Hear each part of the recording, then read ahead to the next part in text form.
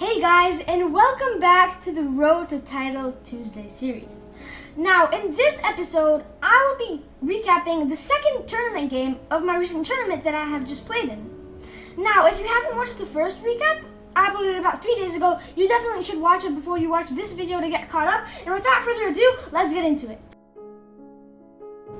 Alright guys, so in the second game of the tournament, I have the white pieces against somebody who is 200 elo points higher than me. And as you guys can see, I played a very good game, unlike the last game, which you should definitely watch before you watch this video. Now, I played 91.60% accuracy, and this was a very, very dominant game. He played 85.7, and if you guys know me, you know I played the English opening. And he plays the symmetrical variation. It is symmetrical, c4, c5, and now I play knight c3 and g3. And now sometimes there will be lines. This didn't happen in the game, but sometimes he can actually just copy you like the whole way, like until you go d4. Even now you could even play d5, and it's the best move. And it's just this very kind of boring position. But luckily my opponent does not do that, and instead plays this move e6, which is out of theory, but it is a good move. It's kind of like preparing d5. I go here to stop that, and now knight d7 prepares it even more. I play knight f3, which is the best move, and now he plays this kind of awkward g6. If you're gonna play like this, you should already go d5. That's the whole point. But I mean, okay, you go here trying to bring your bishop out there. I guess it makes sense. I strike in the center d4. That's what you would usually like to do in these positions. But now after takes, and bishop g7, I kind of realized that I should probably like either take, come back, or like bishop e3. And I remember that in a lot of like Sicilian-like positions, which is, this kind of looks like a Sicilian position because I have like a pawn in c4 or whatever. Bishop e3 is a good move, so that's what I do. I also definitely calculated this move, but I honestly don't know why I didn't go for this. It looks very dominant, but I think I decided that it wasn't like good enough for me, and I wanted to just go here because it's more my style. And now a6 is another mistake by my opponent. Here what you have to do is play this really weird move, knight e5, which I mean is kind of hard to find. Like, I don't really know what this move does. I mean, actually it pressures this, but I don't know. It's just kind of an unnatural move. So then a6 played. We go castle, and now I decide to take the knight, which is actually the best move. I didn't think it was the best move during the game. I didn't know what the best move was, but I ended up playing it. And I think c6, I didn't think he should do this either. I thought he should have taken like this to open up his rook. But after this, queen d2. Now, queen d2 might not have been the best move. It's still totally fine, but like, this kind of passive. Like, you have this very nice and dominant position. Like, I guess you want to go here and here, but like, rook c1, just go here. Like, you're just pressuring on this file now. This move is a little bit slow, but it's okay. And now he just really surprised me here. Knight e7. I mean, like, I guess it makes like sense. You want to go to f5, but the knight is fine here. Like, why would you ever move it? Like, just like bring out your queen or something, or like try to get this bishop into the game. Because this just allows bishop c5, which apparently isn't even the best move. I had to go to g5, but that's just like super unnatural. Like, you just get kicked out. So he plays rook e8, best move. And now once again, I don't play the best move, but it's a good move. Knight e4. And the best move is actually knight a4, which is kind of the same, which has kind of like the same idea to infiltrate with the knight. But I go here because I kind of want to get my knight in there. And now finally he strikes in the center with d5, and I play my first baddish move of the game, which is rook a to d1. Now this move looks kind of flashy because if you take, I take this this rook right here, and if you take back, I go here, and then I take here, and I'm just completely winning.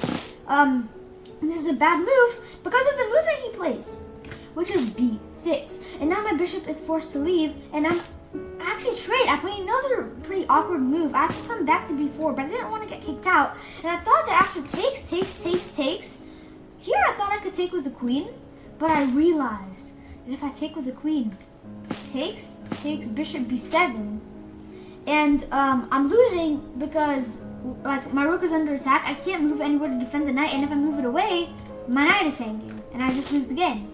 So here, apparently knight g5, and maybe I can still try for something, but it's just not very realistic. But obviously, I actually see that, and I just play knight c3, which is one of the best moves. I still have a bunch of pressure on this pawn, and now after bishop e6, I realize that I can just take. And my advantage isn't as dominant as it was before, but this is a very nice position because I go e4 and I decide to trade rooks, all normal. And I always have to watch out. Maybe like at some point he'll go here, here, bishop h6, or here, here, bishop h6 to like pin me. Even that doesn't a threat because of f4. But now f5, and here the best move is rook c6, which is a move that didn't even cross my mind. I probably should have found this move, but I play f3. Like I in that position, I just didn't see a good move. So I played f3, which is a mistake because I just kind of completely forgot that he could go here, here, here, and now the game is just equal. But I'll tell you guys something. This game did not end in a draw. Now, I won my first game, so if I win this game, 2 out of 2 is going to be a very, very nice score. But how would I win from this position? I mean, if anything, he's the one that's winning. Because after the move b5, I mean, obviously, like here, you would love to get the rook here, but it's a blunder for the same idea that b5 is a blunder. And I'll give you guys, you can pause the video and try to find it. It's not very difficult at all. He just completely blundered queen e6. Now, what is the point of this move? It's just to check. Like, you can't take the rook because the queen defends. The king has 2 options. There's only 2 possible options. King h8 and king f8. No matter where you go, in the game you put king h8. Rook c8 pins the queen. And I calculated that after rook b1, it looks kind of dangerous, but bishop f1, check, and I come back all the way to h1. And the queen is pinned, and he has no more checks. And now takes on b2, I go takes, and he resigns because you can't really defend this pawn. And I'm just up a queen for a rook, and it's a completely winning position.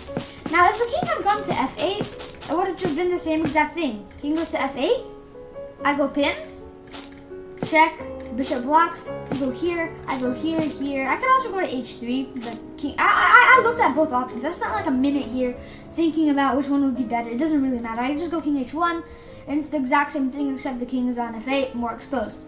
So this was a very, very nice dominant game, and now I am 2 out of 2 in the tournament, and it's a very, very good start.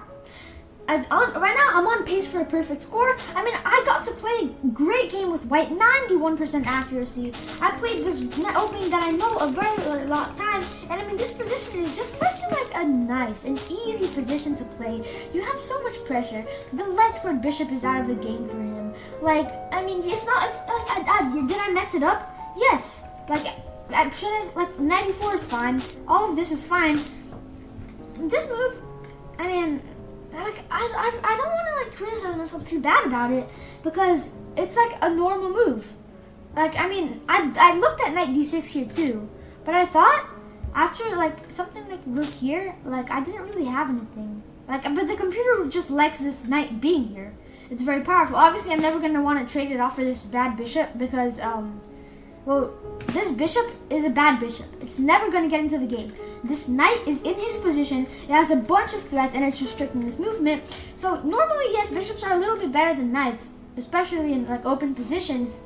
But man, the knight is just better here. And I really do thank you guys very, very, very much for watching this video. Recaps 3 and 4 will be coming out pretty soon, and I'll see you guys in the next one. Peace.